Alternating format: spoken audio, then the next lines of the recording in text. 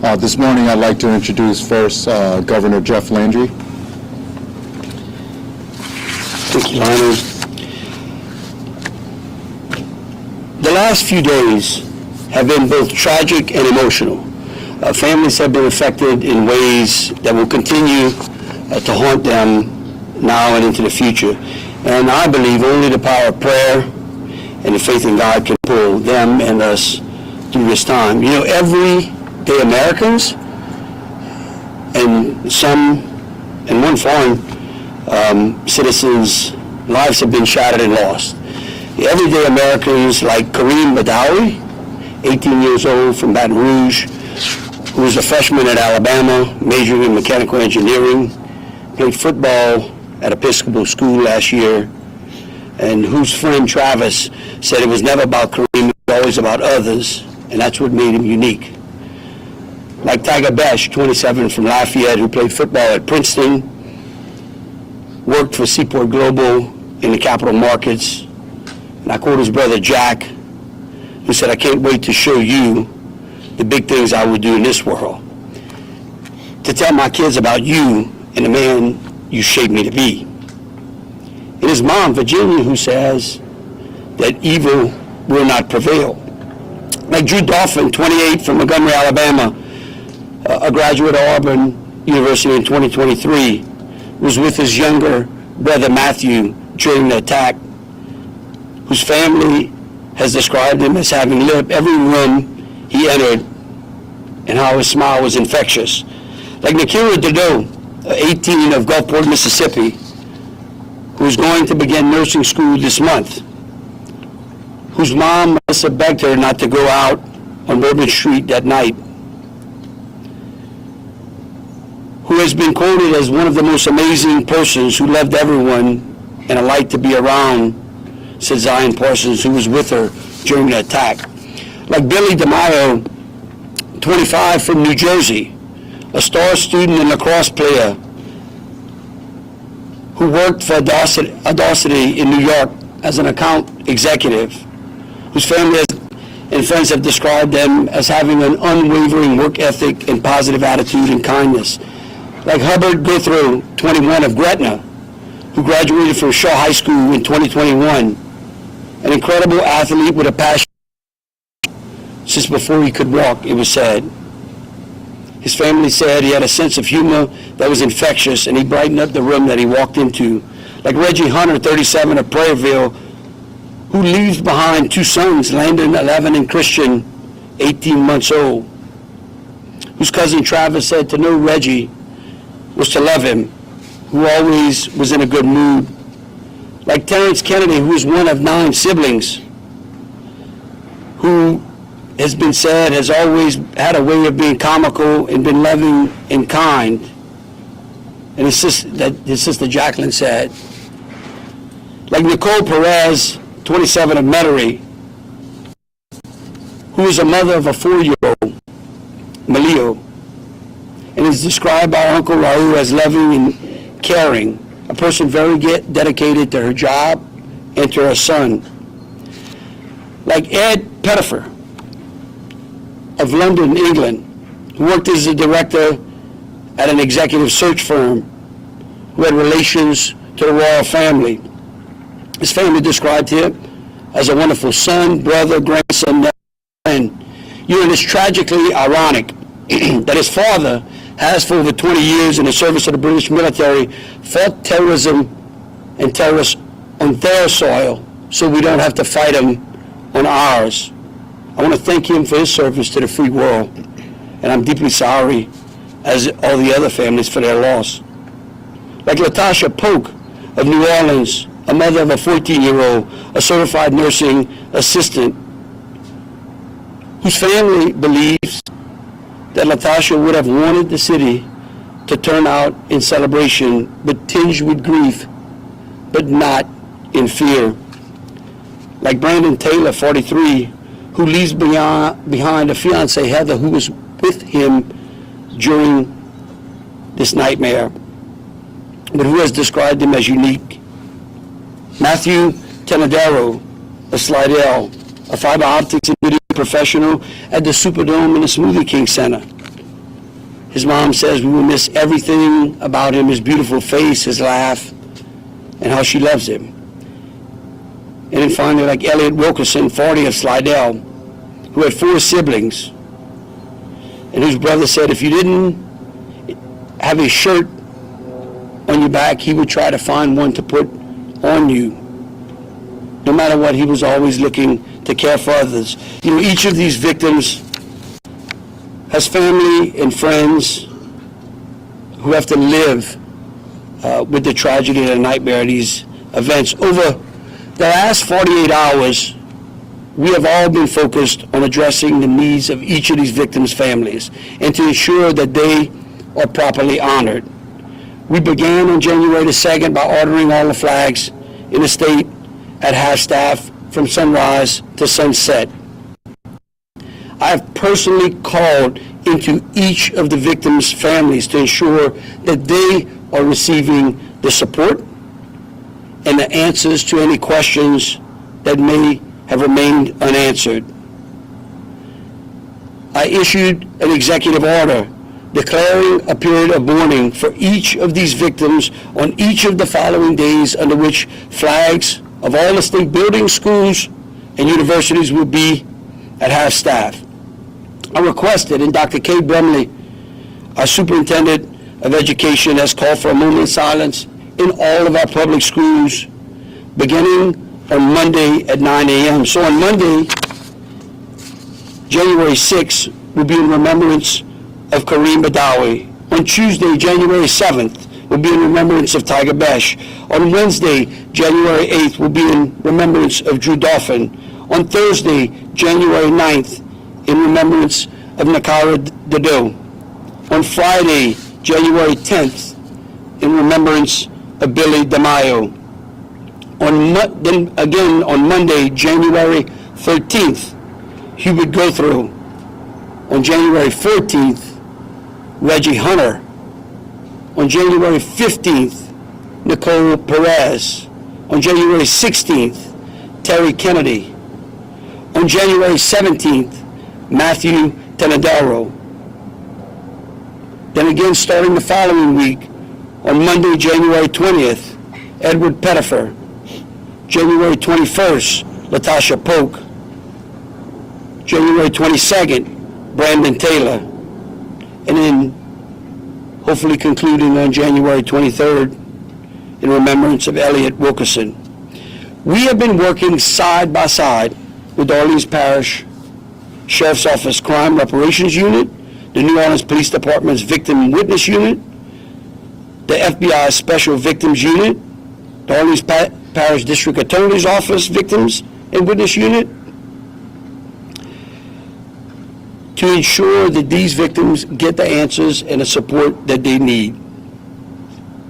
I also called on a time of prayer from Thursday and culminating today, specifically asking pastors and clergy and parishioners here in Louisiana and across the nation to unite in the prayer of victims and their families. We have been specific in assisting families with expediting the transportation of the deceased family members home. Each citizen of Louisiana's body was offered a Louisiana State Police escort to the funeral home of their parish. Each of our out-of-state victims was either escorted to the state line or to the airport. We are working again with the Crime Victims Reparation Board to ensure that the support they are entitled to is expedited. And the FBI will discuss more details of what they're doing in coordination to assist us with these victims. And I'll tell you what I've told each one of those families. I don't think there's a person up here that wouldn't love to return them to their families. And so we will continue to ensure that their tragic loss is not forgotten. And while we can do nothing to undo what has happened, we are committed to doing everything within our power to honor these victims and support their families and friends. Thank you.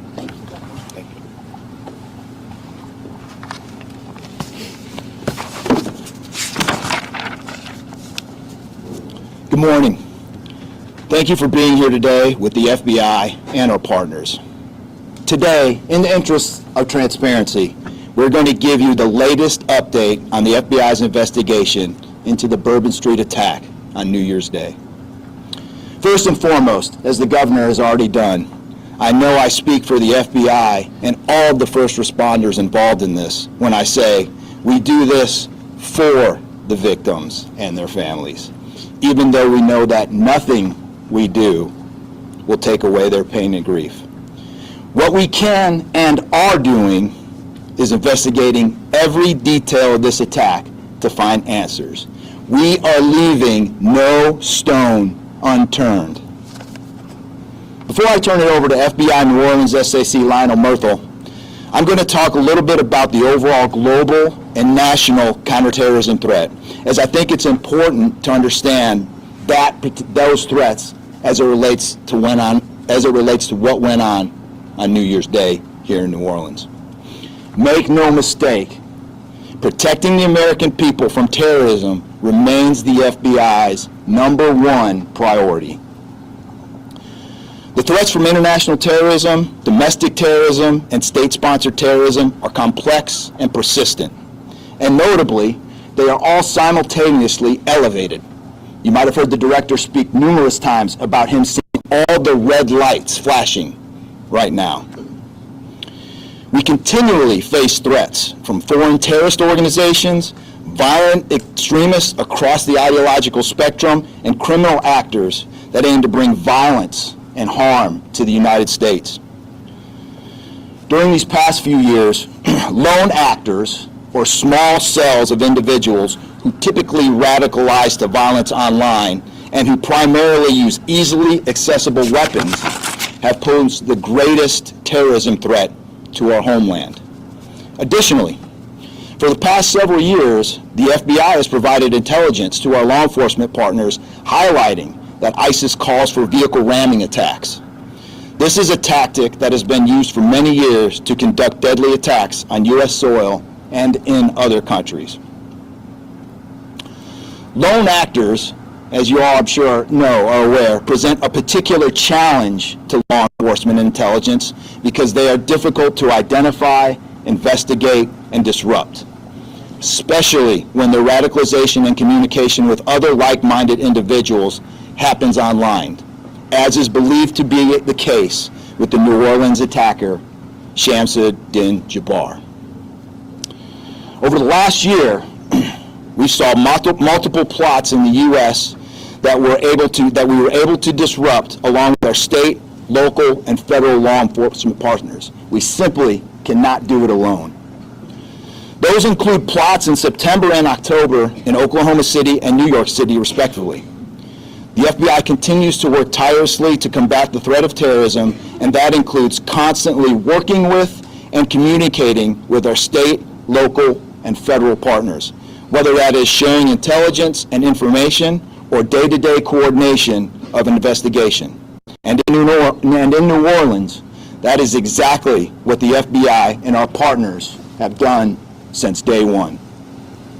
As it relates to this investigation, all investigative details and evidence that we have now still support that Jabbar acted alone here in New Orleans. We have not seen any indications of an accomplice in the United States, but we are still looking into potential associates in the U.S. and outside of our borders. The case is still very early on. As is with the case with any complex terrorism investigation, as we uncover new leads, receive tips from the public, examine electronic devices, and interview witnesses, the information as we know it evolves into a clearer picture and provides more answers. We have a clearer picture today than we did even 2 days ago. We are much further along than we were previously. I'd also like to take a moment to thank the public for your help so far. You have provided tips that have greatly enhanced this investigation. I don't think the majority of you all in the public know just how critical your information has been for the FBI in high-profile investigations like this one. Your tips and information have been instrumental in the most significant terrorism investigations that have occurred in the last 20 years. So thank you on behalf of the FBI. The FBI continues to surge resources from across the country to assist the New Orleans field office. In addition to FBI special agents and personnel based here in New Orleans, more than 200 additional personnel have been brought in to assist in this investigation in order to process evidence, support victims, and investigate leads and tips.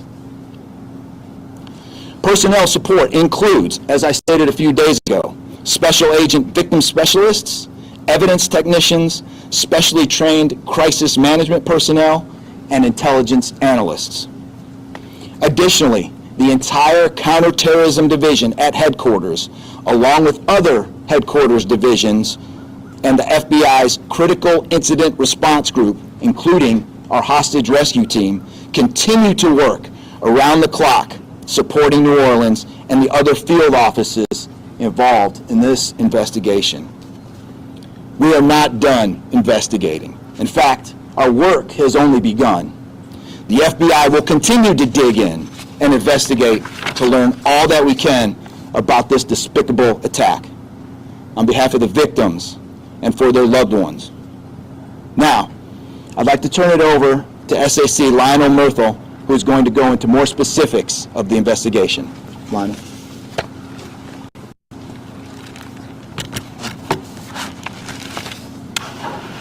Thank you, Chris. My name is Lionel Murthel. I'm the Special Agent in charge of FBI New Orleans. I want to thank you and hundreds of other FBI personnel and our partners with our local, state, and federal agencies who've been working tirelessly beside us.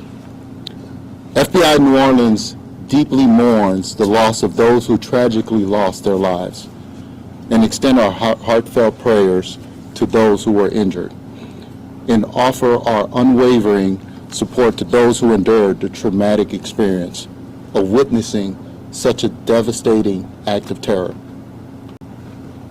Today we want to focus on filling in some of the gaps and giving you a greater understanding of the planning that went into this horrible attack by Shamsud bin Jabbar.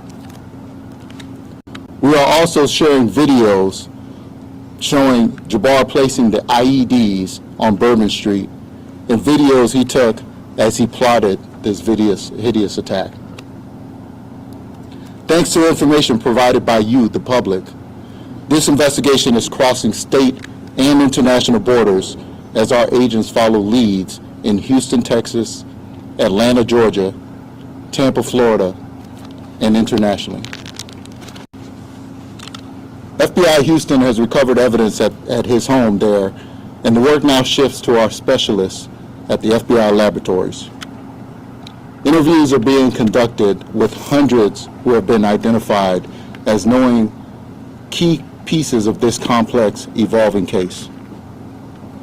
We have also tracked that Jabbar traveled to Cairo, Egypt from June 22nd until July 3rd of 2023.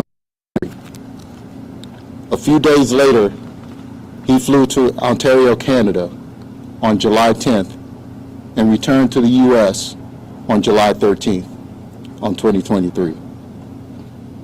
Our agents are getting answers as to where he went, who he met with, and how those trips may or may not tie into his actions here in our city in New Orleans.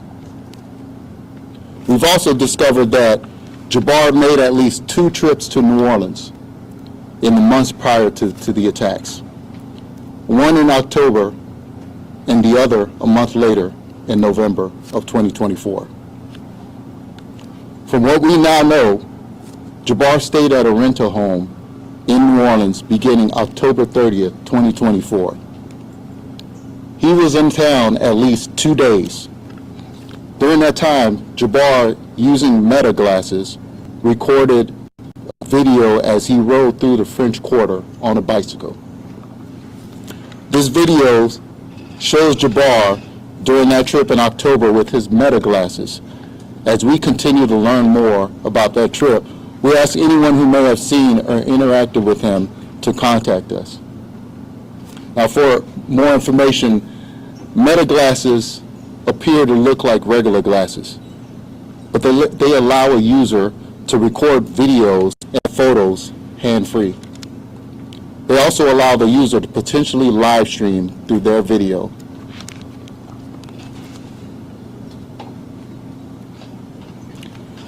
Jabbar was wearing a pair of Meta glasses when he conducted the attack on Bourbon Street, but he did not activate the glasses to live stream his actions that day. Thanks to information that is coming in from the public, we now know Jabbar was here in New Orleans also on November 10th. But we are still piecing together the details of that trip. Moving closer to the day of the attacks, Jabbar is seen on December 31st at one of multiple gun stores he visited in Texas, leading up to the attack. As we go through the timeline, times we provide are approximate. Jabbar then stopped at a business in Texas where he purchased one of the ice chests he would later use to hide the IEDs. Jabbar is estimated to have entered Louisiana on December 31st, 2024 at approximately 2:30 p.m. He rented a vehicle that was seen again in Gonzales, Louisiana around 9 p.m. on December 31st. By 10 p.m., home camera footage shows Jabbar unloading the white pickup truck in New Orleans outside of the Mandeville Street rental home in the St. Roch neighborhood of New Orleans. Just under 3 hours later, at 12:41 a.m. on New Year's morning, Jabbar parked the truck and walked to Royal and Governor Nichols Street. Jabbar placed the first IED in the cooler at Bourbon and St. Peter Street at 1:53 a.m. Someone on Bourbon Street, who we have no reason to believe was involved, dragged the cooler a block to Bourbon and Orleans, where our teams found it after the attack. Jabbar placed the second IED in a bucket-type cooler at 2:20 a.m. on Bourbon and Toulouse Streets. In the videos, you see Jabbar wearing the long brown coat we showed you in a photo released earlier. That coat was recovered in the rented F-150. At 3:15 a.m., Jabbar used his pickup truck as a lethal weapon before crashing into the construction equipment and was stopped by the brave men and women of NOPD. Shortly after 5 a.m., a fire was reported at the rental home in the Mandeville Street location in New Orleans, and the New Orleans Fire Department found explosive devices on scene after entering the home. As we released yesterday, we strongly believe Jabbar was solely responsible for the fire on the Mandeville Street in New Orleans. We've determined that he set the fire before heading to Bourbon Street, based on the ATF's investigation. I'd like to bring up Special Agent in charge of the ATF Field Division, Joshua Jackson, to address the details of their investigation and to explain the origin of the IEDs and the materials Jabbar used in them. SAG Jackson. Thank you. Good morning. As stated, my name is Joshua Jackson. I'm the Special Agent in charge for the New Orleans Field Division, and I want to share with the media some updates regarding the origin and cause of the fire at the Mandeville Street address in New Orleans. We'll update you on information we developed with the firearms that were recovered from the scene, as well as discuss the explosives material that was recovered in Houston and here in New Orleans at the Mandeville Street address.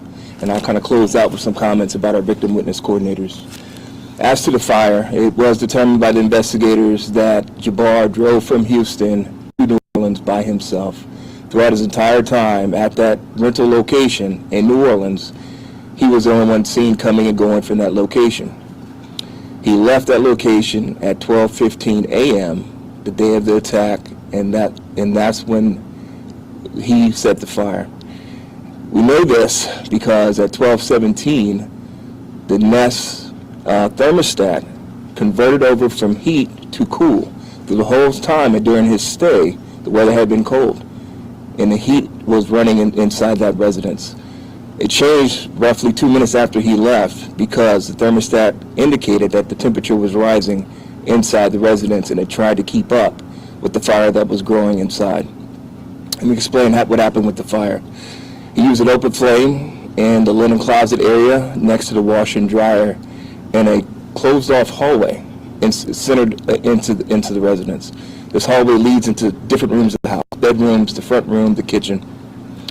Using this open flame in the linen area, this caused the fire to grow. He also set a half gallon of accelerant gasoline in a plastic gasoline container in that hallway. He also poured accelerant in different rooms throughout the house. We believe he did this, and his hope was to burn the entire house down and hide evidence of his crimes.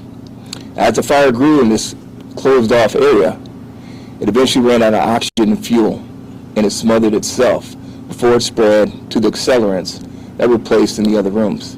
That's why the house did not burn down.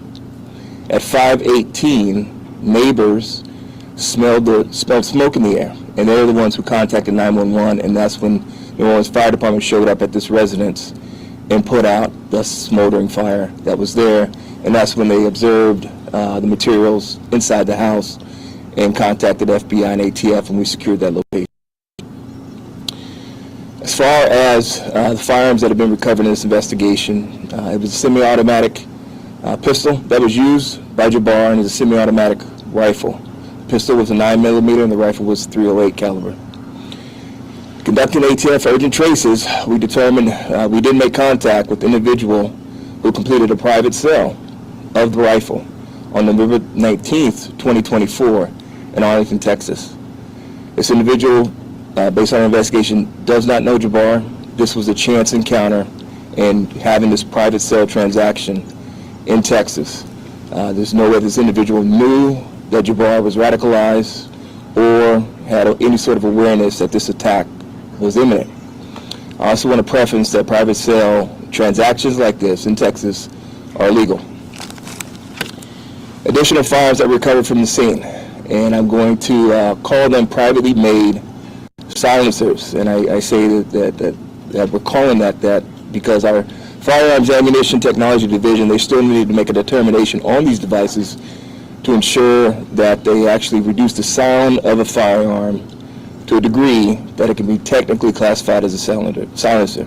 But for the ease of public consumption, for you all to understand what was recovered was a privately made silencer on the rifle that Jabbar was using in an attempt to muffle the sound of that rifle as he fired it. We also recovered a privately made silencer inside the Mandeville Street address along with the explosives material. There's been reports in the media about the explosive material that was recovered. That is something that is only found overseas. I want to provide more information. The explosive material recovered at the Mandeville Street address was field tested by a chemical identifier by bomb techs with ATF and FBI. This is a field test. Tested as R salt. R salt is very similar in look, texture, and chemical makeup as RDX, which is all readily common and available right here in the United States. These same field tests were done in Houston at Jabbar's residence, and that tested as true RDX. The FBI lab additional tests of this material, which we believe will turn out to be commonly found explosives right here in the United States. Now, what is different about this device that is somewhat unique, and it goes more to the inexperience of Jabbar. Our salt and RDX, typically you need a detonator to set it off. He didn't have access to a detonator, so he used an electric match in its place to try to set off the explosive material. That is the only thing that's unique about the IEDs. IEDs themselves, how they were designed, functioned, something that our bomb techs with ATF and FBI have seen. It's not novel. What was different is he didn't use the correct device to set it off, and that is just indicative of his inexperience and lack of understanding. how that material might be set off. Last comments are very important. I know that victims and family, that is the focus. That's why we're doing this job. That's why we're going, spending hours and surging resources. ATF has victim witness coordinators that are working hand in hand with all the victim resource specialists, and they're going to remain on the ground, engaged throughout services as we continue to engage and connect with the victims and the families. So our thoughts and prayers remain with them. Our focus and our energy remain with them in the city of New Orleans. And with that, I'm going to turn it back over to SAC Merkel. Thank you, SAC Jackson. When incidents like this happen, obviously the criminal investigation is important. But the FBI never loses sight of the devastating impact on victims and their families. Helping them navigate the unthinkable is a task that we take on with a number of local, state, and federal partners. It's a task that started within hours of the attack. The work done by these professionals is done behind the scenes, as to not re-traumatize the people who did not ask to be part of this dark day in history. Today, our Victim Services Response Team and those very important partners are opening a Family Assistance Center, which is a centralized location where victims and their loved ones can receive in-person information and assistance. St. Martin de Porres Catholic Church on Elysian Fields has graciously offered space for our professionals to provide services and also return hundreds of personal items left at the scene of the attack. We started the process of returning these items within one day of the attack, knowing it's crucial to reunite these precious items to their loved ones. The Family Assistance Center will open at 1 o'clock this afternoon and offer services until 7 p.m. It will then begin operating Monday through Friday from 9 a.m. until 7 p.m. until we are certain we have provided everything we can to help those who need it. I want to say thank you again to the community, to our city, and to the victims and their loved ones.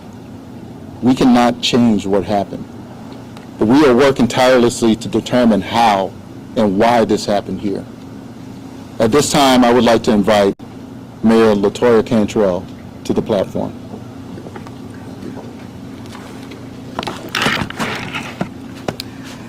Good morning. Thanking our unified command here, all resources, federal, state, and local, focusing on our victims and our families. From day one, we did not waver in regards to making sure, again, that our victims were a top priority in addition to their families, but also understanding that our victims also include our first responders, our businesses, and employees as well. These services will be extended to all, and we do appreciate that.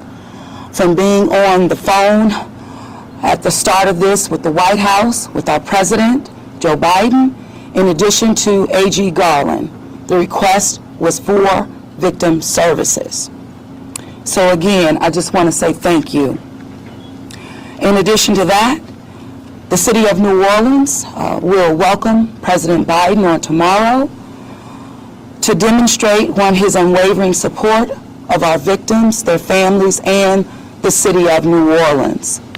The City of New Orleans just continues to demonstrate its resilience and its love for its people, coming together in prayer and making sure that we're lifting our community up, our city up, every step of the way.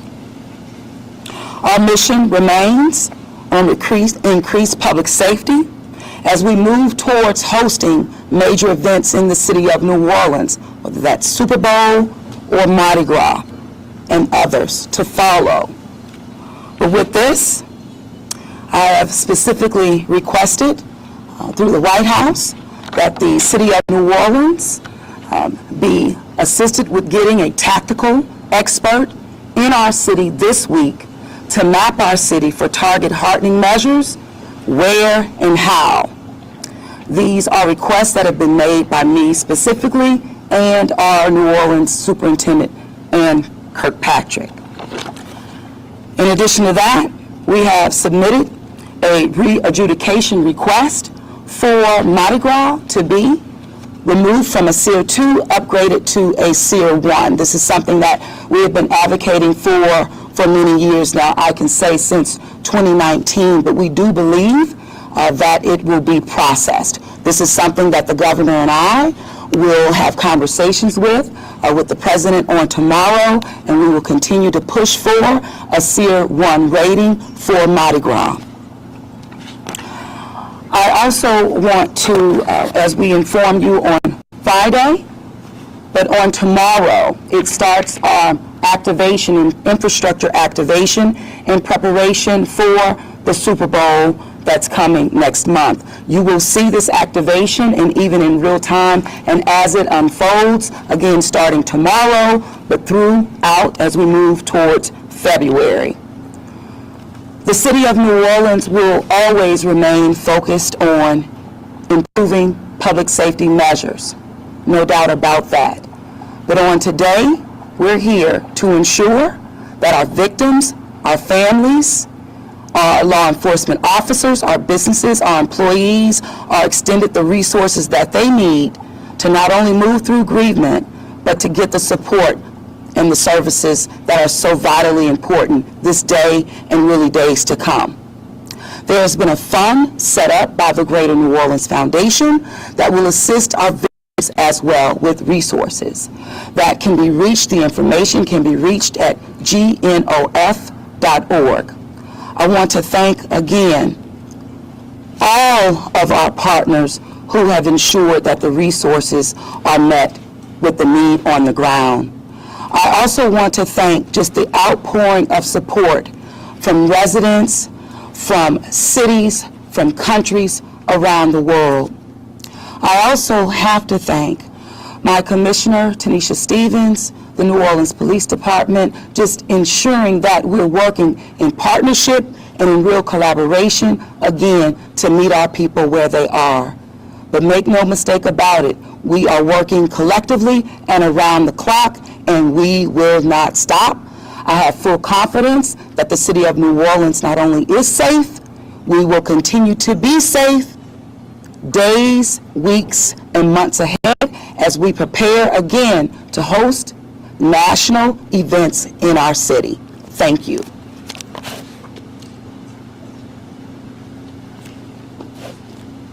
Thank you, Mayor. We want to sincerely thank the public for all the information we've had so far.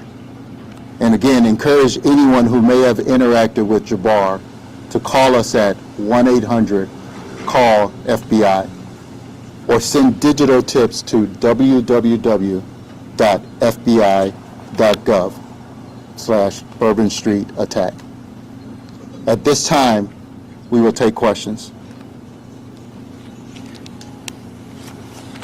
Right here on the right. Maddie Kurth with Fox 8 here. Mayor Cantrell, this is regarding looking forward to security upgrades for our big events, including Super Bowl. It's being reported that those new bollard systems that will be brought to Bourbon Street are not strong enough to like that of New Year's Day. First of all, is that true? And if so, are there plans to revise that before the game? So as it relates to, and as I mentioned, we are asking for a tactical expert to be in the City of New Orleans this week to go over all of our plans that have been put in place by a unified command that we've been working on this literally for months on end. So what we're wanting to do is to ensure that that boots on the ground with that expert advice to determine whether or not these bollards that you're talking about are sufficient.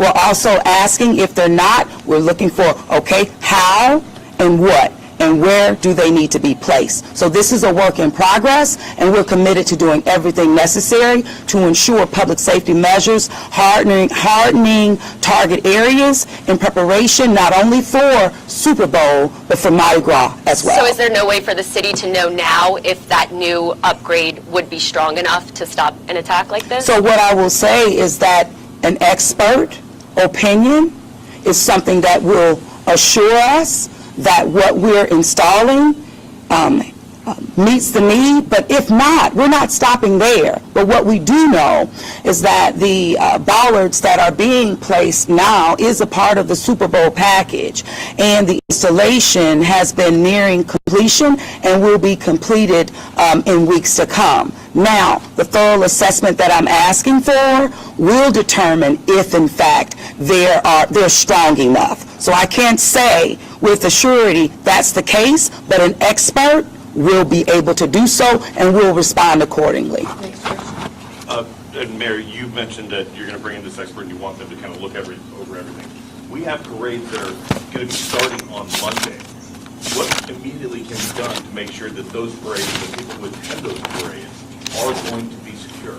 So what will immediately be done is what you've seen us demonstrate, even hosting Sugar Bowl in the city of New Orleans. Hardening target areas is something that we will continue to do and deploy our assets accordingly. Including the passage of these parades that are going to be happening on Monday? Absolutely. I mean, this is about making sure that all assets are deployed strategically, again, to harden any target areas for public safety. We know we demonstrated that for Sugar Bowl. We'll continue to demonstrate that in preparation for parades, Super Bowl, as well as Mardi Gras. Thank you. Right here.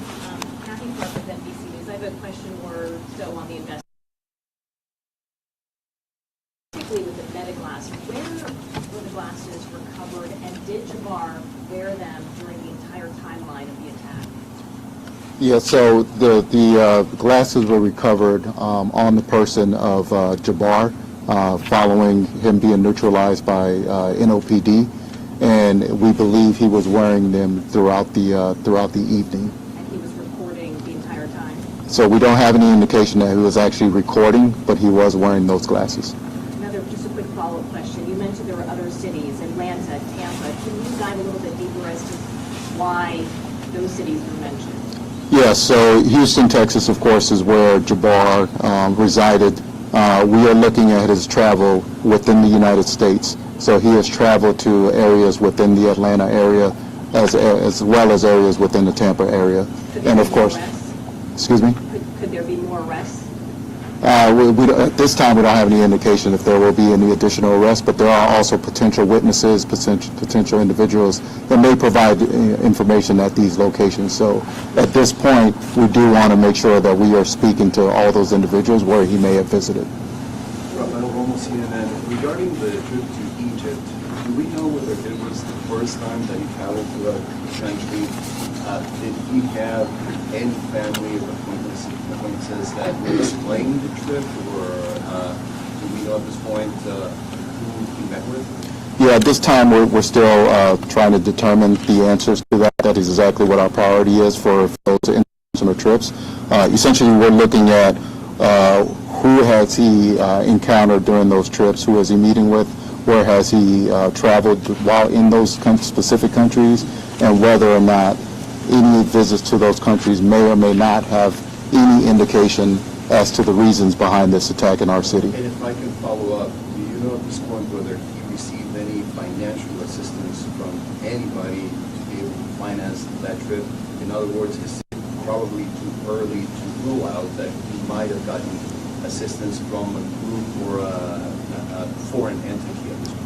Yeah, at this time we can't determine whether or not he received any assistance.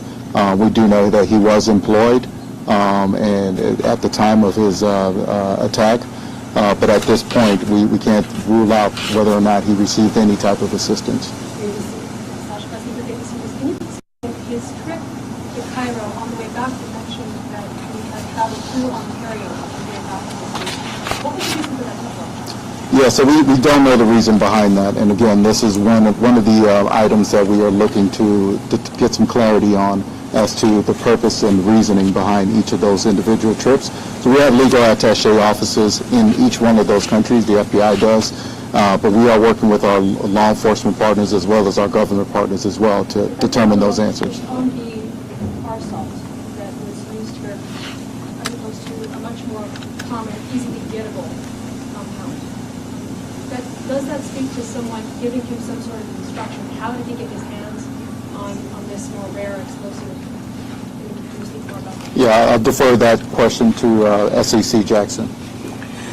Yeah, so again, this is a field test that was done in the field, right? So all this material is going to be tested at the FBI lab. We believe when the chemist and the lab examines the material, it will be true RDX. Arsalt is not as common as RDX, but there's precursor materials at the house in Houston where he made this material. So the field test is preliminary. Let the FBI lab confirm the material, but again, these materials are available here, and at this time there's no indication that he received this material overseas. Brittany Berner, local WDSU NBC affiliate. So do you think that by the person moving the cooler with the placing the drink cooler that potentially restored his plan of what he happened? Yeah, I have no indication if that either deterred his plan or not. We do know that those individuals appear to be unwitting as to what was inside the coolers when they were moving the coolers or looking inside the coolers. But we don't have any indication that whether or not that deterred his plan. And as a follow-up, you initially said that it was other people who were to be a part of this. I know you said that you have no reason to believe that now. So you don't believe the person, whoever moved the cooler or anything, was in regards to this? We don't have any indication that the individuals that moved the cooler were accomplices or witting individuals. From what we've observed so far and what we've gathered through our investigation is that they were unwitting individuals who moved the cooler from location to location without knowledge of what is in the cooler. Was he driving it at all? Like, do you think he was driving it, like, as far as it being motorized of some sort? No, the cooler was not motorized. The cooler was a standard square. There were two coolers, standard square cooler, as well as a circular ice cooler as well. Right here. Mike Pearlstein, WWL Louisiana. I have a question and a follow-up if I could. The first question is, when you mentioned electronic match instead of some kind of standard detonator, why was that not employed? What foiled that? Was there a plan for him to use that? Does it have a remote capability that somehow did not get used? Yeah, as to that question, so electric match or a hobby switch are commonly available items that common citizens could get their hands on. A detonator is not something that a common citizen can get their hands on. That's why he chose electric match. It is readily available. As far as the device that was recovered, the devices did have receivers attached to them with the explosive material. There was a transmitter that was recovered inside of Jabbar's vehicle. So we believe that the transmitter would have functioned and would have worked, but for New Orleans PD putting him down before he could get access to that transmitter and set off the devices. And my follow-up question is, we have heard about things that Jabbar posted on social media, obviously threatening in months and days before the attack and then in the hours. Is there any intelligence capability, FBI or otherwise, that could have intercepted what he posted on social media? That's a great question.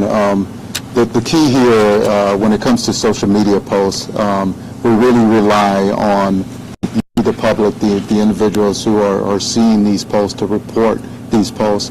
As you know, there are several privacy concerns regarding social media. So unless it's a publicly available online platform, we have to have a legal process in order to get into those postings. So really we rely on information from the public and information from concerned citizens. A little further to where he posted this and who may have seen it in advance of the attack? Yeah, I don't know who would have seen it in advance of the attack.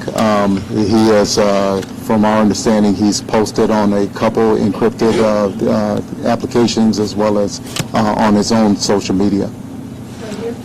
Yeah, Jack Burke with AP. Do we have any indications as to why he chose New Orleans specifically to carry out the attack?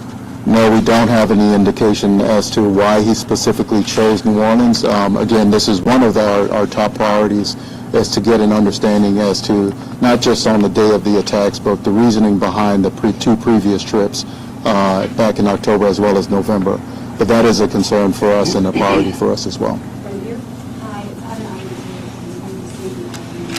I just wondered if there was any indication, and obviously we discussed the fire in Mandeville around about 5 o'clock, if you had any idea why he waited till 3 a.m. to carry out the attack?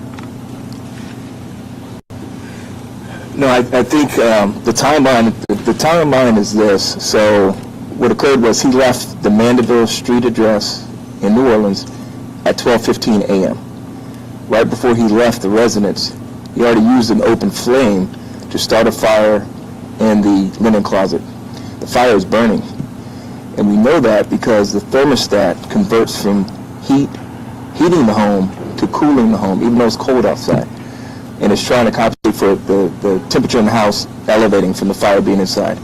The fire extinguished itself at some point after that because it was put in a closed area where it ran out of oxygen and fuel, and it smothered itself.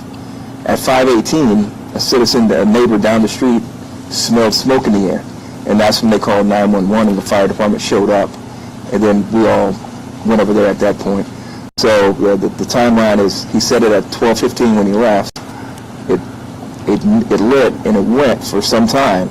It smothered itself at some point after 12:17, and when the fire department arrived, they put out the smoldering fire. One more question. Is it possible to know, just to follow up to that? I mean, it's safe to say that he would have it sooner than 3 a.m. You don't have any idea why he waited those few hours and leaving the house on Mandeville to arrive in the French. No, the way that accelerants were placed around the house, his intention was for the whole house to go up. It could have been, In terms of the attack in the French. it could have been a distraction. You know, he's not here to explain himself on that, but it could have been done as a distraction to have resources ushered that way. But again, the way that the accelerant was set up in the house, in the different rooms, the intent was for the fire to spread and then eventually engulf the whole house. Thank you very much, everybody. We appreciate it. I'd like to give you some information about where you can find the videos. You can go to FBI.gov/Bourbon Street Updates or go to our FBI YouTube page. Thank you, everyone. Thank you. Thank